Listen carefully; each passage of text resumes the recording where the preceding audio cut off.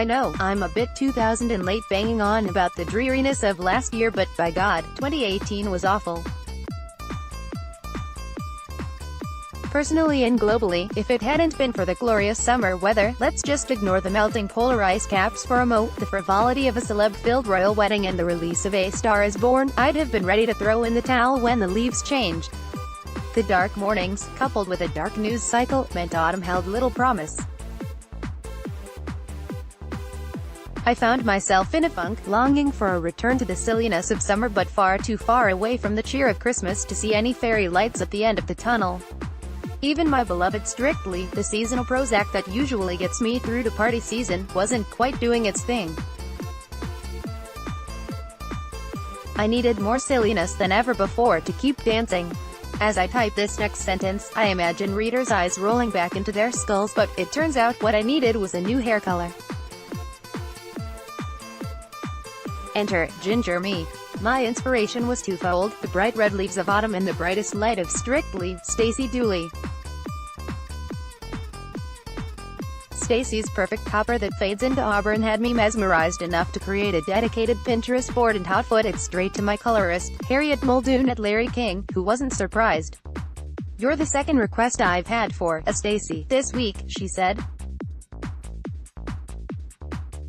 "Let's do it." Harriet made sure I brought plenty of photos and told me that a change from blonde to red wouldn't be a quick job. If I wanted the natural textured look of Stacey, it would involve multiple stages. My current color, a very ruddy blonde, first had to be brought back to a uniform shade with some balayage hand-painted blonde streaks. Next, a treatment called Base Breaker lightened the roots further without bleaching. The copper tones were then added throughout before an all-over gloss added loads of shine. Yes, 4 stages, but it was worth the couple of hours in the chair and at the basin. I'm in love with it.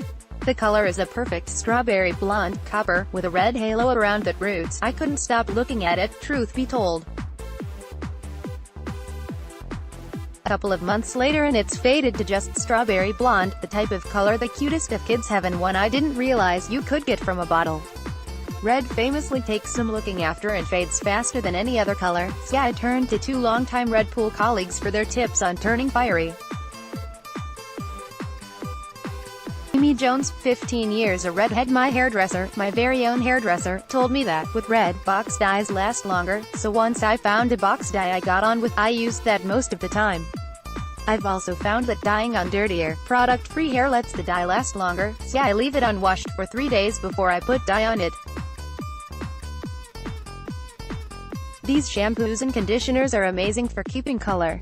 I don't buy them often because they're expensive, but when I do, I notice such a difference. I don't need to wash my hair as often, so the color isn't washing away.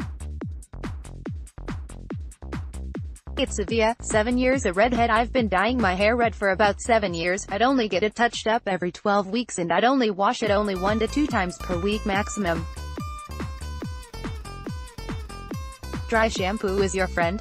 Natural shampoos and conditioners, specifically from Lush and Palmer's, are more gentle and my hair's been so much healthier since using them.